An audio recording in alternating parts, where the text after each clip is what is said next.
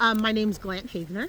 I served 2 years as trustee, and then I was in my second term of mayor when I resigned. I mean, realistically, everybody in Colorado right now is having budgetary concerns. Property values have dropped, and as property values have dropped, property taxes have dropped too. Yes. So property taxes are down in many communities.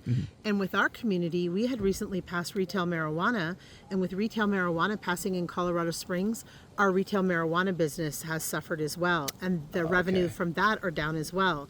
So if you compile the money missing from retail marijuana and the lower property taxes from property values going down, there's going to be a deficit of about $900,000 to $1 million within the budget.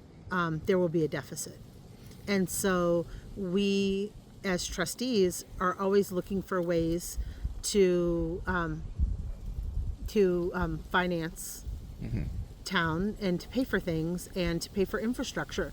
Palmer Lake hasn't had a lot of money in the last 50 years to do things with infrastructure. As we sit in this beautiful park and you look around, our power lines aren't buried. Our power lines aren't buried. Our roads need work. We have a lot of drainage problems. We have a lot of infrastructure problems that we need money to solve some of those issues. One of the things statutorily that we have a responsibility to do is research ideas. My job as mayor is being a proper steward of the town's money. So when this opportunity presented itself to us, just because we're researching the idea doesn't mean that it's going to happen or that we 100% agree with it. It means we have a responsibility to be a proper steward of our money and to look at each opportunity as they're presented statutorily and follow state statute. And it shouldn't have been a big issue in the first place. We were truly just exploring the opportunity. No one had said where they stood on the issue. It was truly in its exploration phases, and the attorneys all got involved during the exploration phases. And I think what's the saddest thing now is these attorneys and these PACs going against person to person is the divisiveness in town, and neighbor against neighbor makes me so sad that there's people that you would give the shirt off your back to, and there's family members that aren't speaking to each other anymore. And it's really pitted neighbor against neighbor, and it's made it a really sad place to live.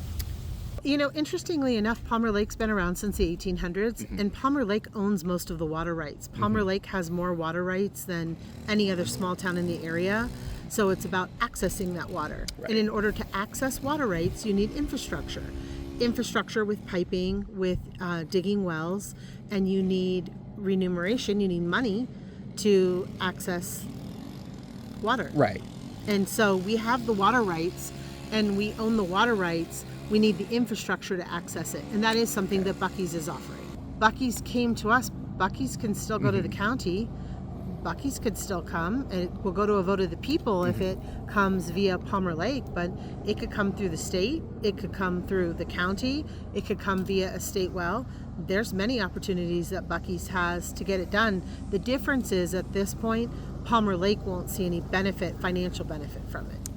I have a lot of faith in the people of Palmer Lake, and I hope that the people of Palmer Lake can come together and see that we truly deeply love each other, and I hope that we can bring joyful celebrations back, and I hope that we can come together as a community again. That would be my prayer for the town.